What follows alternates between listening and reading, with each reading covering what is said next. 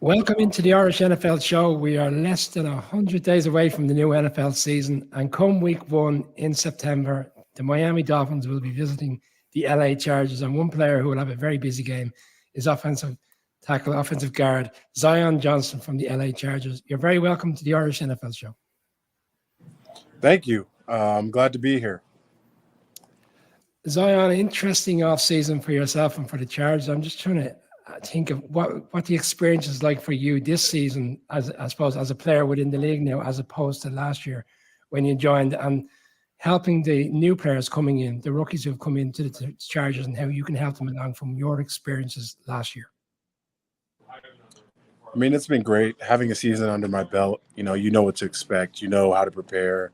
You know what the season's going to be like. So going into this offseason, I've known exactly what I need to work on and the specifics I need to work on to get better. And then, of course, with the new rookies coming in, there is a level of, helping guide those guys. But also it's an important time for me to help revamp my game and continue to get better every single day. So, if we can take you right back, I suppose, because look, obviously you have fantastic footballing ability, which you demonstrate regularly, but your mom was a wonderful basketball player. You played golf, you have a bachelor's degree, you have a master's, you had all sorts of options kind of available to you. When was it that you kind of decided like football was really what you wanted to commit to? I mean, in high school, I loved the game, but I didn't really know that the NFL was an opportunity for me until my junior year of college when I transferred to Boston College. I had a pretty successful year, and after that year, some of my coaches came to me and said, "Hey, this might be a real thing for you if you continue to work and you continue to get better at your craft." So, once I learned that was a true opportunity, it's been a goal of mine, all of my way through college, and I'm glad to have achieved that. But now that I'm in the league, I want to continue to get better, continue to help my team, and help my team reach their goal as well. So. And in terms of your time at BC, obviously, look, Ireland has a very special connection to Boston that goes deeper than even just the departed. But we welcomed BC to Dublin a few years before you went there.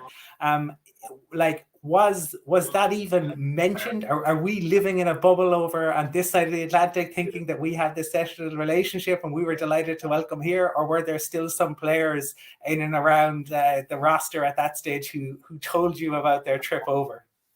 No, of course. We had tons of guys on the team that were there for that year that either played in that game or were freshmen the year that they traveled there. So, yeah, I've heard lots about it. One of my teammates, John Phillips, was a fifth year that year, and a guy who really helped me get settled at BC and really did a lot to help in my development. He played in that game, and just hearing the stories from those guys, it sounded like an amazing experience that's going to be a moment that they think about for the rest of their lives. So. Zion, can you just talk to specifically around in Boston College and how that kind of helped you to prepare for going into the pro league? The number of various different coaches that would have supported you along the way in Boston College in terms of allowing you to become the player which you are today. Yeah, there were tons of people and coaches that helped me. I mean, John Phillips was one of them that I mentioned, but I had tons of teammates that helped me along the way, like one of which being Dwayne Scott. He's a guy he's now an assistant coach for Penn State, but he was a guy that helped me compete. I always wanted to be better than him. And, our competitiveness really got the best out of each of us. And then I'd also say I had two coaches there, well, three really. It's hard to just say three. There's a lot. But, I had two head coaches that really helped foster me, and Steve Adazio and Jeff Hafley. And then I had two position coaches who I had the pleasure of working with in two different spots, and Matt Applebaum and Phil Troutwine. Those are guys I still talk to today, and they really did a lot to help me. I would meet with them late in the day after practice, I'd go to their office and just continue to hone my craft, learn the X's and O's, because I was a guy who had a late start. I didn't start playing football until my junior year of high school. So just having those pieces in my life really helped me, catch up with everyone else. And in terms of on the field, going up against players such as Chase Young, players that have moved into the NFL themselves, like how important was that for you to play against players that are now in the league? Kind of gives you that opportunity to kind of match up against players that you would see further down the line. It was very important. The good players I went against in college and in high school, it really gives you a glimpse of what to expect. And also, when you face adversity, when you go against guys who really challenge you, it helps you reach new heights and new levels. So I would say those moments were really important for my development and for me becoming the player I am today. And you mentioned Jeff Hafley there a while ago, and one of the quotes that he said you were like a superhero, one of the best O-line guys he'd seen in college. We have had the good fortune to welcome Jim Nagy onto this program a number of times. He talked about your week at the Senior Bowl. Todd McShay was talking you up. You were number 24 on PFF's big board. We don't see a whole lot of college football as much, say, as they do in the States, right? But your name was everywhere, even 5,000 miles away over here. How did you keep yourself grounded kind of when your draft stock was rising like that? I would say for me, it wasn't very hard, because I'd say most of my life and my career, I wasn't like a big name guy. In high school, I didn't have any scholarship offers. I had to pay to go to school. When I was at Boston College, we're a smaller program. There wasn't a lot of buzz about our program and our players. So, when you're used to a certain thing, you usually, that's something that becomes a part of who you are. So when I had that buzz around my name in the pre-draft, it kind of was like outside noise to me. At the end of the day, I wanted to get drafted and go to a team where I could help them compete, and that was achieved. So everything else is just icing on top of the cake. Within the Senior Bowl, Zion, various different positions across the offensive line. Is there one particular position that is your preference to others, or are you just confident? Are you that good that you're just confident in all those positions? There's things I like about all of them. It's so hard for me to choose. I play guard like the most, so that's the one I'm the most comfortable at, specifically left guard. But that week when I played center, that was very interesting too. And I like the X's and O's. I like trying to learn that stuff. I would say I'm a very cognitive person. I like to think through things and process. So that was really fun for me as well. And I suppose kind of jumping on that, right? Because, you are known for being a cognitive person. And one of the things that I find fascinating is the transition into the league, right? And some players take to it like a duck to water. You were named in PFF's all-rookie team, but some players kind of struggle. And I'm interested in hearing about maybe your transition from the college game into the NFL. Was it very different? Was it the same? And why do some players who have all the talent in the world, is it just the landing spot that means that it doesn't work out for some guys, Ian? I would say one of the main things is college is a lot different from the NFL, because every guy you're going against is that guy. Everyone has talent.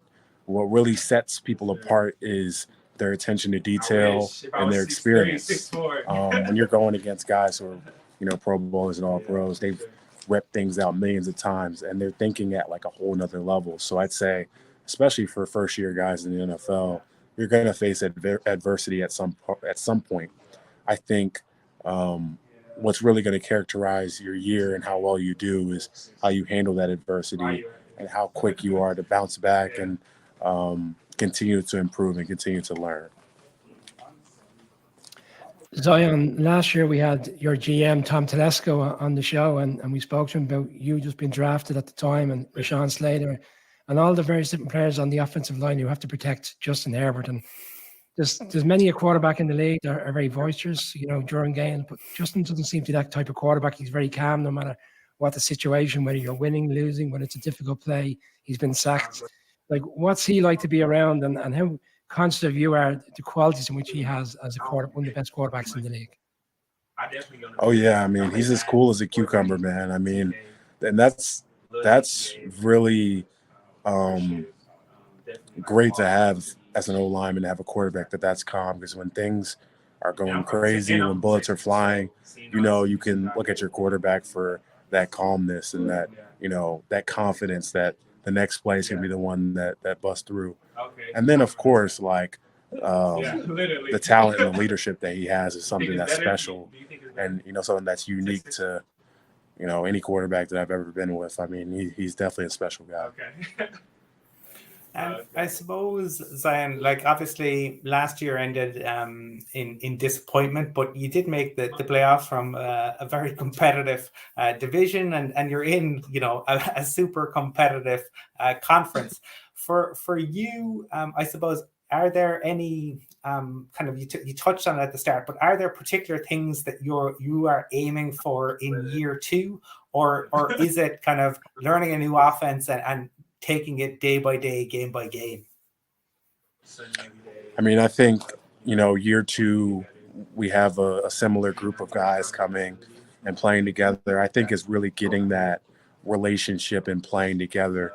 Last year, we didn't have that many games where we had, our consistent group of ones playing together. We had injuries and a lot of things to deal with. But I think if we can build up that relationship on the field, where we're almost moving like a machine together as one, I think that, we're going to hit that next level as an offensive line. So, Zion, I appreciate you have your own coaches in terms of offensive line coaches, but Kellen Moore has come in as the new coordinator. It's a transition period for everybody who plays within the offense. He comes in with a high reputation, obviously having left the Cowboys. What's your kind of experience and engagement with him so far? Is it really productive for all the guys involved? I mean, it's been great so far. He's a really sharp dude.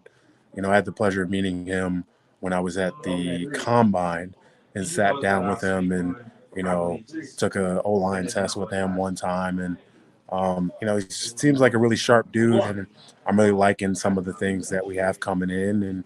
And, I think the fans should be excited for next year. Mentioned earlier, you were certainly, maybe still are, a big golfer, and you did have your former teammates tell you about this little green island. Might we see you playing a course or two in Ireland at some point, Zion? I think in the future, that's definitely a possibility. I mean, that would be awesome. Zion, I love the piece in which you put in one of the articles around having moved over to the West Coast and saying the first time I saw the palm trees was when I arrived within my first day with the Chargers. The final question, the experience of moving to that particular part of the States and I suppose transitioning into a new type of lifestyle. I mean, it's been great. One thing I found myself doing recently that I really didn't do as much when I was back home on the East Coast is I can really enjoy the beach. Like, I remember in the off season when we'd have days off, I'd go rent a bike or rent a scooter, go to Newport Beach and just ride around for a little bit.